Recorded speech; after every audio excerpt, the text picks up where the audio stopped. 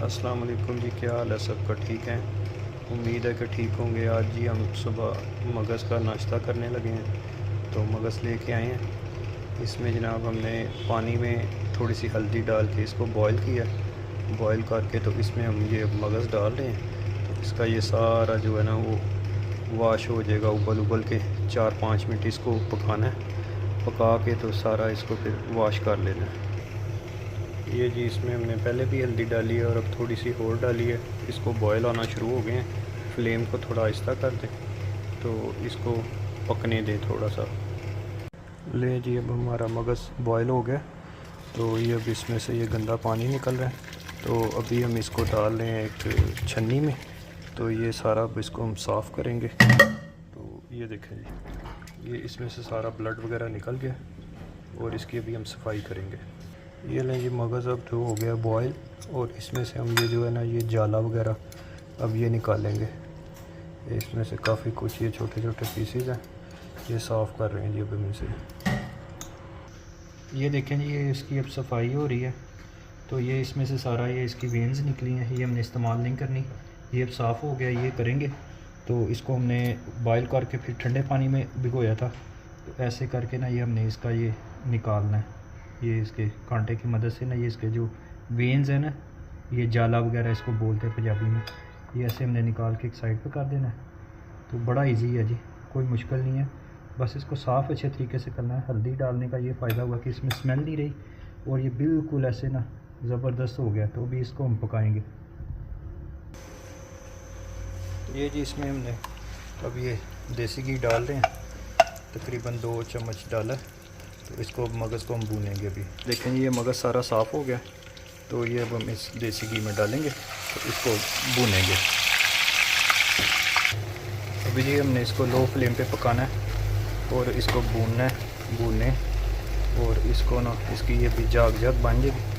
तो फिर इसको हम इसमें अभी ना अंडे डालेंगे। ये अंडा मगज़ बन रहा है, वो स्पेशल चीज़ है। ये हमारी अम्मी हमें बना के खिलाती हैं, तो आज सोचा कि चलें मैं भी बनाने की कोशिश करूं। ये जी हस्बे ज़रूरत इसमें हम थोड़ा सा नमक ऐड करेंगे, जितना आपको ज़रूरत हो। ये लाल मिर्च है, ये थोड़ी सी हम इसमें डालेंगे, जितनी आपको पसंद हो।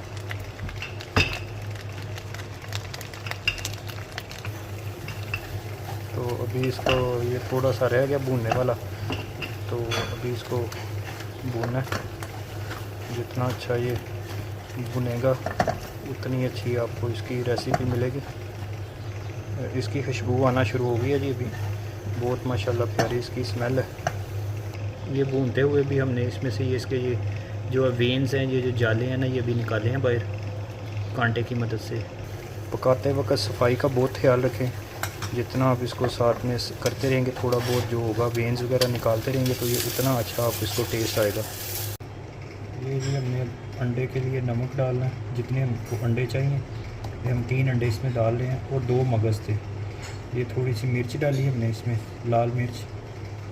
उसके अलावा ये दड़बर मिर्च जिसको बोलते हैं।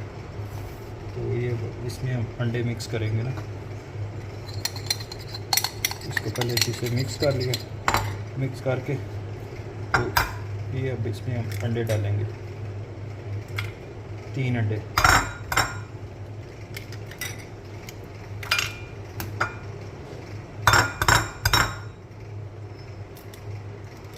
ये 3 अंडे डाल दिए। अब हम इसको मिक्स करेंगे, मिक्स करके अच्छे तरीके से।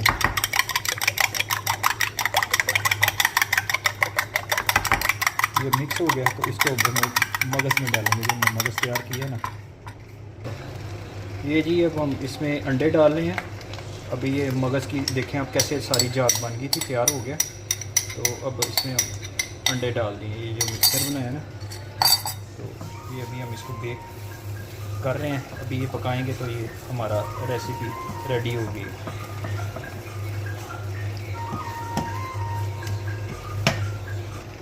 ये जी हमारी बहुत ही प्यारी और हेल्दी फूड जो है ना डिश हमारी तैयार हो गई है। आप इसको ज़रूर ट्राई कीजिएगा।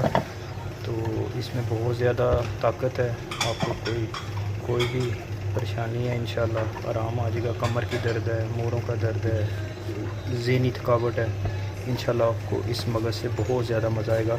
और ये भी देखें, ये भून के बिल्कुल अंडा और मगज़ तैयार हो गया। आप इसको अपने घर में ज़रूर ट्राई कीजिएगा। ये भी रेडी हो गया अंडा मगज़, और दुआओं में याद रखिएगा और घर में ज़रूर ट्राई कीजिएगा। इंशाल्लाह आपको बहुत इसके बेनिफिट्स मिलेंगे। अल्लाह हाफिज़।